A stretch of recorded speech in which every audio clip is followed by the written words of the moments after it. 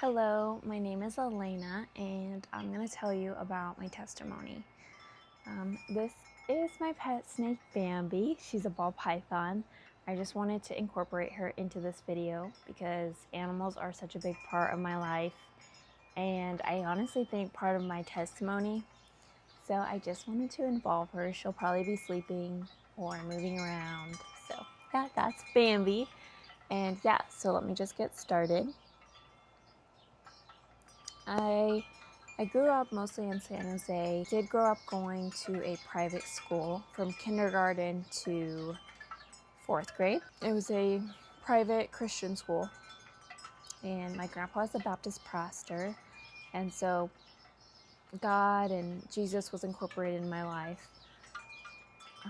I did live like 4 hours away from my grandparents though, so it was off and on when I was really involved, I guess, in church. My parents did go to church though. My dad probably only went for a year when I was a baby, and then it wasn't really his thing, and he never really got connected. And so, but after that, my mom still took me and we still went. But probably where I really encountered God the first time was when I was 8. And I don't know if it was got convicted, I guess, and I was scared, and I was not sure if it's something I heard at school or my grandpa, maybe some pastor or whatever, something that stuck with me a lot. And I told my mom when I was scared to go to hell. I was crying, and I was like, I need to do whatever I need to do to not go to hell. And so that night, she talked with me, and she led me to God that night. And that was obviously fear-based. It wasn't relational or anything.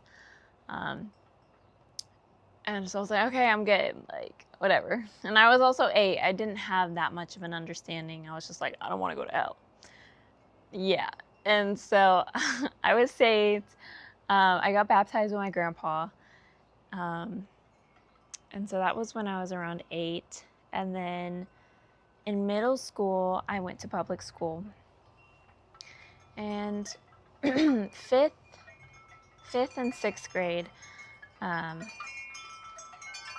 was pretty good. And then 7th grade is when I started smoking, actually. And I was just smoking wax pens and whatever, and just doing stupid stuff with my friends, but not that much.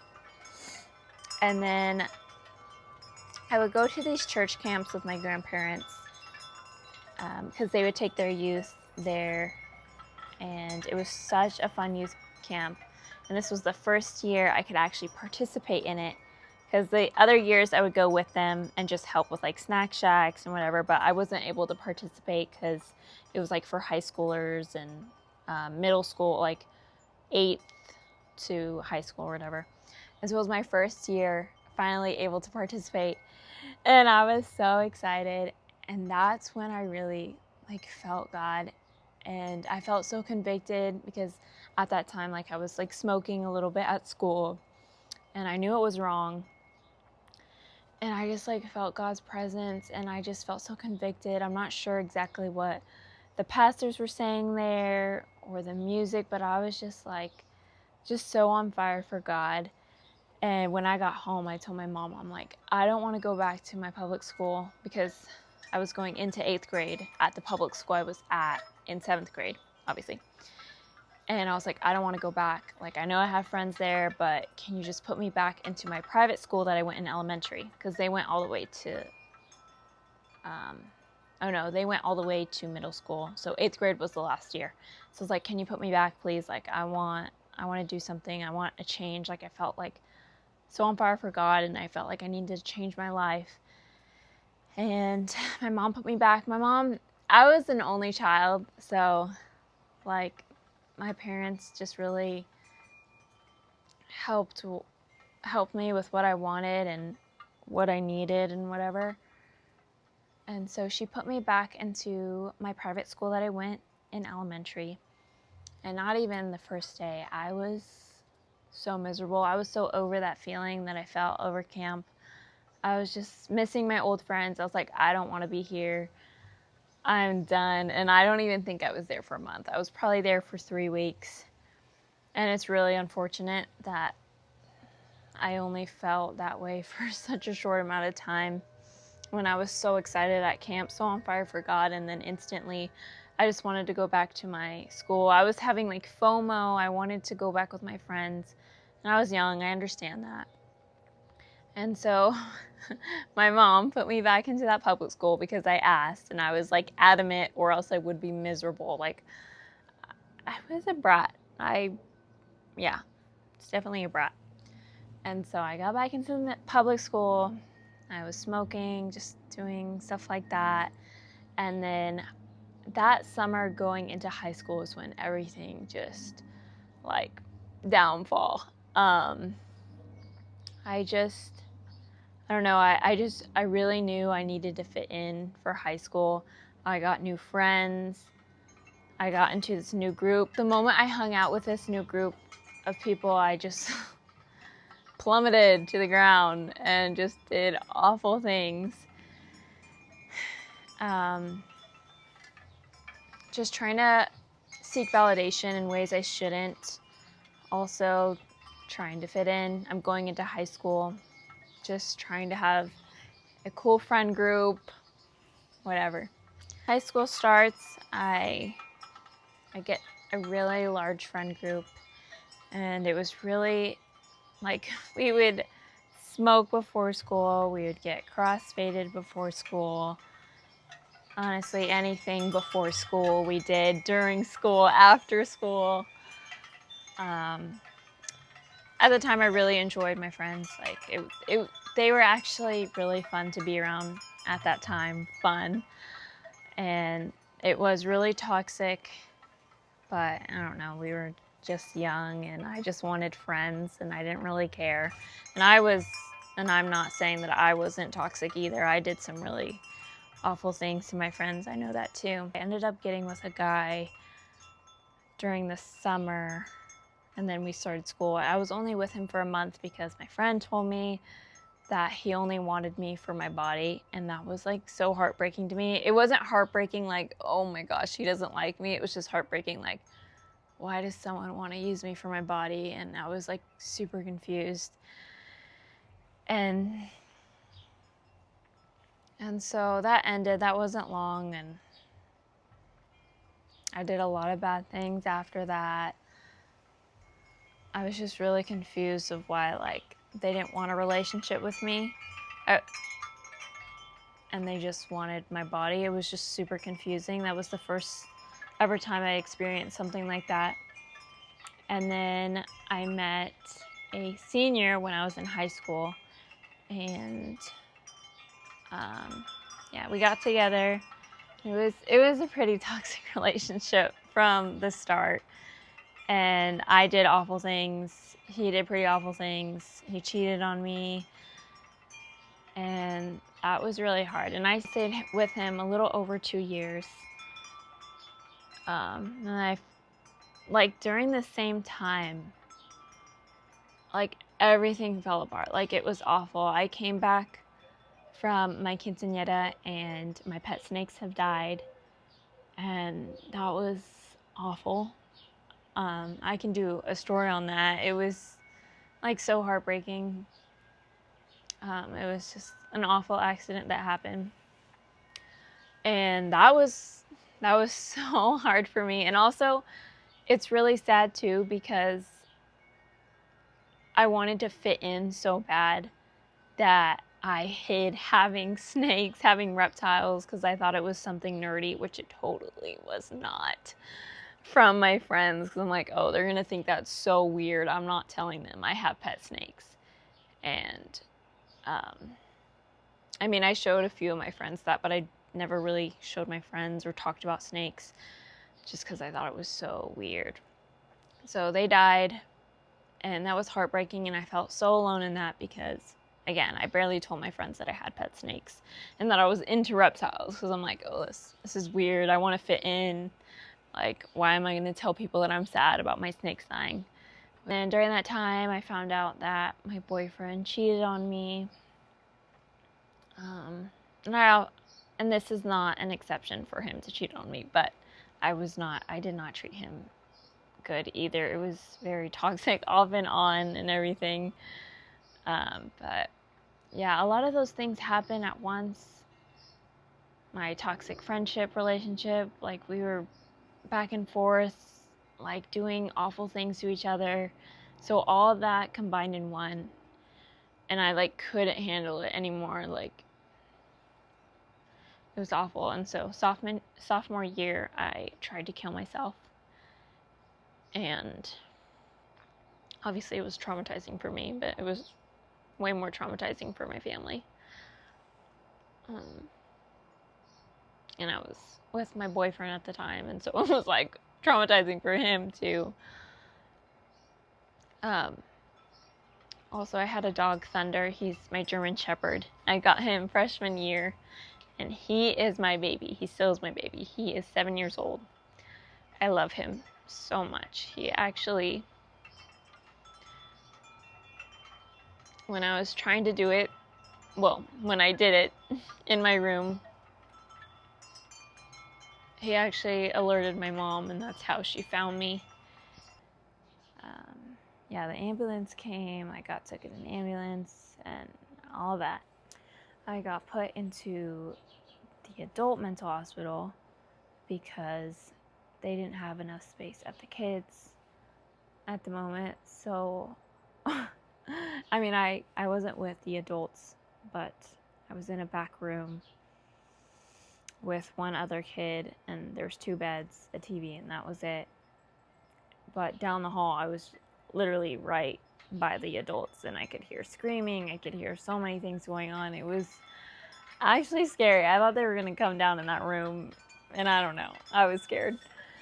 And like when I had to go to the bathroom, I was in the same bathroom as them, and like I had to walk past all them like staring at me, and so many things going on. I was so scared. I just like regretted it so much. I was like, I need to get out of here. I was like calling my mom like probably every hour, calling my cousin, calling my friend, calling my boyfriend that I had at the time. I was only there for a few days, and then I ended up able to go to the kids' mental hospital just for one night, finally, and then that's when I was able to go home. Finally, I was so happy. I like was telling everyone like, I'm fine, like get me out of here, like please. I obviously was not fine because of what I did to get there, but I was like, I don't want to be here. It was awful.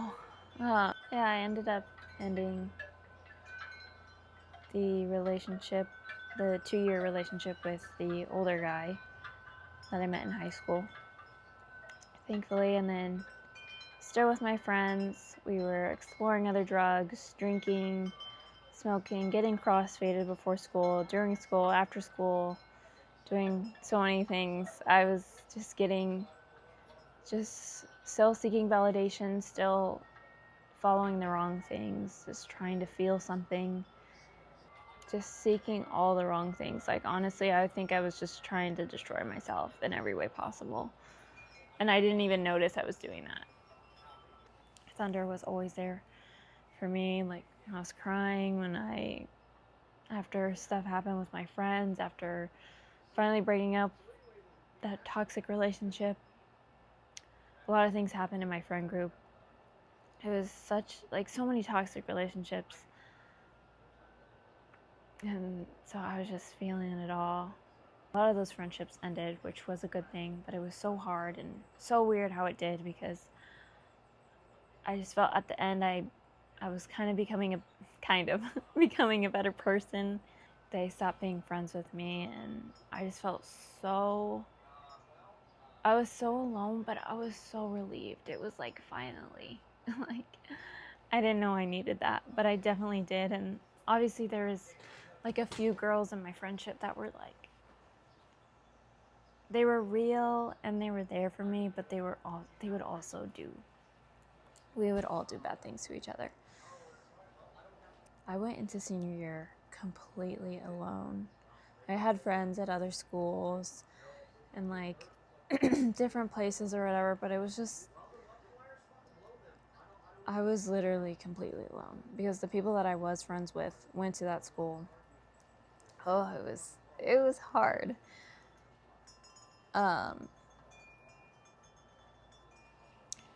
And so I literally did not hang out with anyone during school. I was so done with drama. I was so done with like the toxicity. I was really like trying to find peace, which I really did. I was like, and I feel like that's where God really started shifting my life, and I didn't even know it. I didn't know it at all. Like, and then I met, which is now my husband. We got together and we always hung out, just us. Like, we were able to talk about things that we were never able to talk about with people. Like, I'm a very private person. He also is kind of a private person too. And just like from the start, we were able to communicate so easily to each other. We just wanted to hang out with, I know it's like obviously when you find someone, you just want to hang out with them. We just hung out with each other, and I just felt so much peace with him. Obviously, we're still in the world, and we got with each other. We did a lot of wrong things and worldly things. We were very much in the world, but it was genuinely like so much peace being with him, actually being treated like a human being and not constantly, I don't know, all the things that have happened to me before. Like, I never thought I deserved him.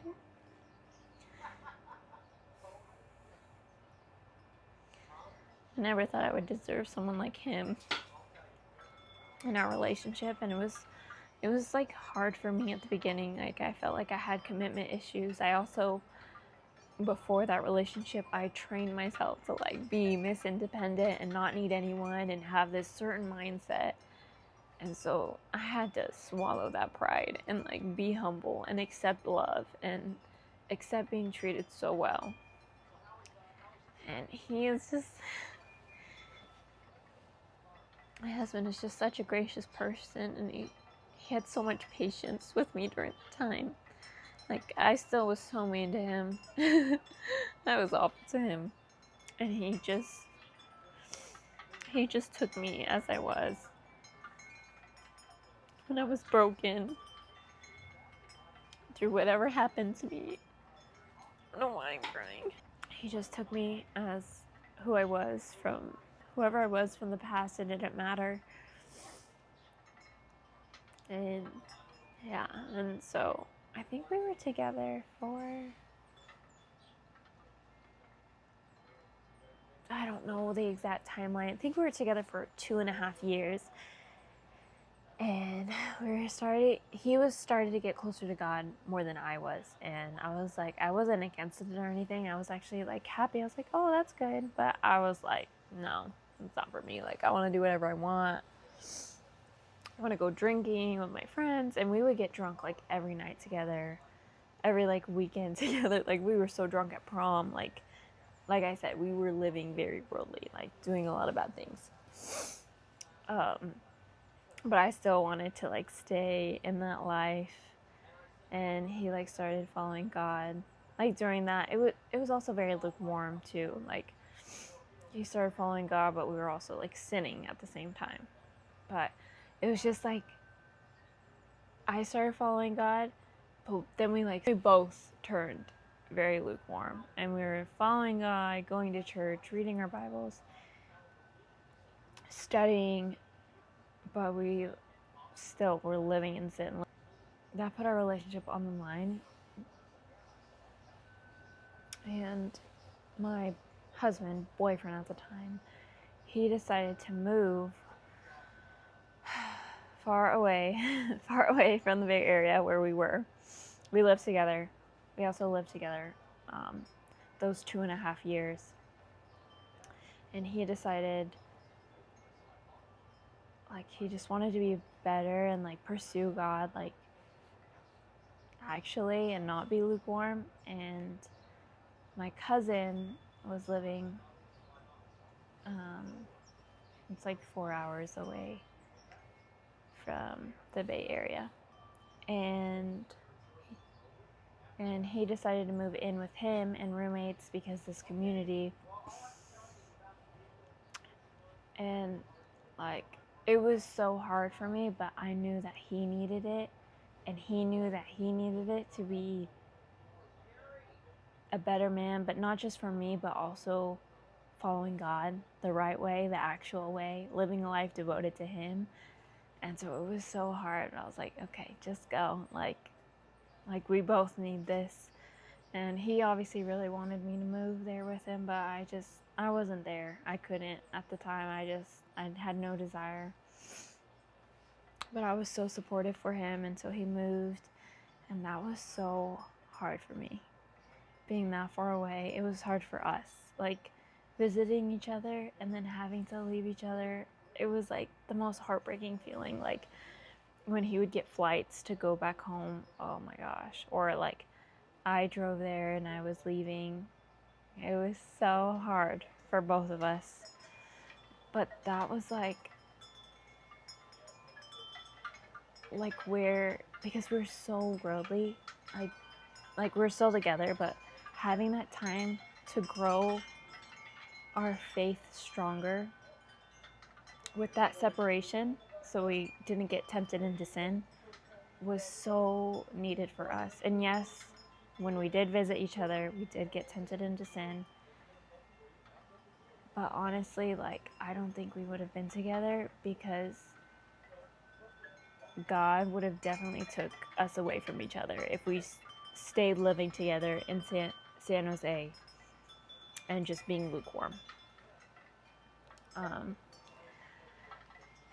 But yeah, that's where like I did a girls' Bible study. At the college I went to, I was in a believers club and like stuff like that. Like I was just trying to pursue God, like just really devote my life to God. And my boyfriend was doing a lot of like, he was meeting up with people, just trying to get on the right path. Finally, when it was the right time, I moved with my boyfriend in the same town as him. I didn't move with him. I moved in with some family, and oh my gosh, like so many lessons. Like I was brought into this like really welcoming community, being held responsible, like so many things I've never experienced in my life. Being able to be vulnerable with people, like we have a couple here that we talk with, and like I got really close to the wife, and like she's so funny. I love her so much. I got to be so vulnerable with her. I think something that I've just been so ashamed of was my past and everything I've done. And like she would just tell me what she's been through, and I was like, oh wow, like I just felt so loved and so welcomed, and I didn't feel so alone. And I actually felt like, wow, like I can be devoted to God. Like literally before I moved in the new city with my boyfriend, I actually read the Bible for the first time in my life. I didn't read the whole Bible, but I like was reading chapters by myself for the first time in my life. And like I said, my grandpa was a pastor, and like I went to church camps and I went to Sunday school, but for my first time in my life, I opened the Bible and I started reading and like just gaining this relationship with God. And like, yeah, there was a lot of tough lessons, a lot of things I learned with my boyfriend, like scary things, like God telling us different things, whether it was him moving far away, and like, oh my gosh, it's just so cool to look back at like all God's plan and like the purpose for his plan if we just listen to him. And we finally listened to him, and it just like went, it's just what we need to do all along. It's just listen to him and everything will be okay. Like obviously there was learning lessons that were hard and they sucked, but all he wanted us to do was just listen to him. And then this year on my birthday weekend, we went to Brookings, Oregon, which is one of my favorite places. and I got engaged. And then like 3 months later, April 3rd, I got married. So yeah, it just shows like God's love and like how he redeems things if we just listen to him. Like, I genuinely think he would have, like, we would not have ended up being together if we just didn't listen to his plan. And I am so happy living here now. It just feels so refreshing. Like, back in San Jose, I just feel like I love visiting there, going with family and whatever, but I don't, unless God calls me there to live there again, then okay. But I just had to be away from my past and like just be more equipped from everything that's happened to me in the past, everything I've done in the past. So now I can go there and be a testimony to someone. I just wanted to read something.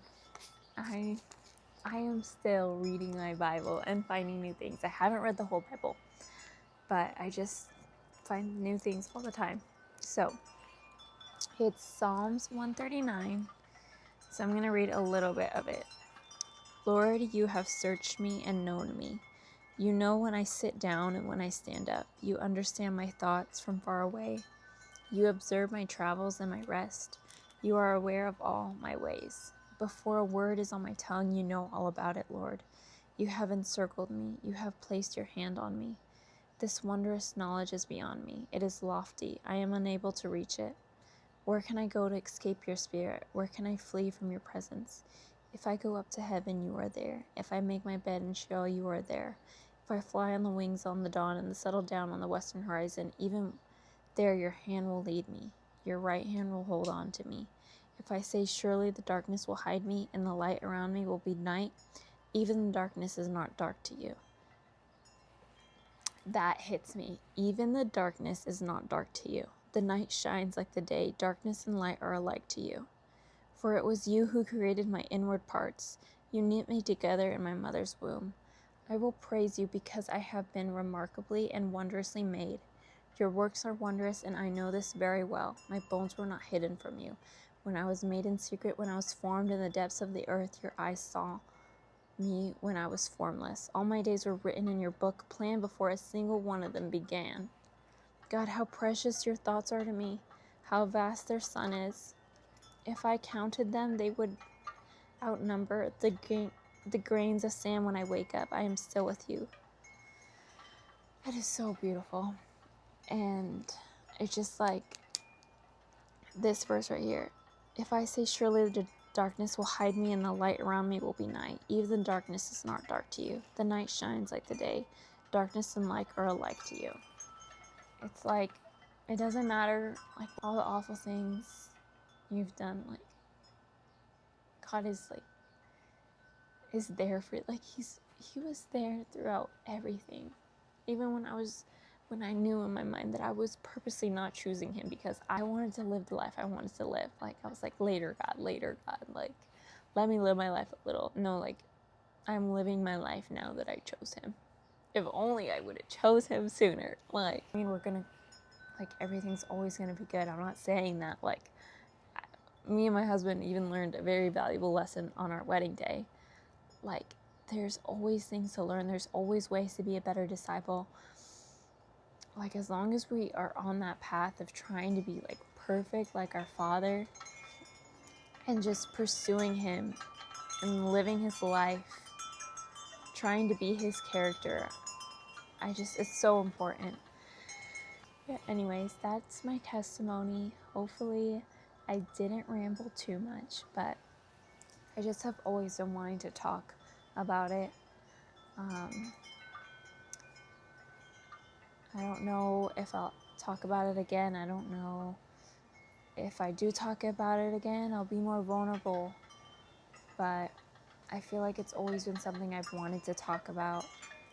And I feel like God has equipped me with that, and I need to just start pursuing what he's done in my life and start doing things that are more uncomfortable.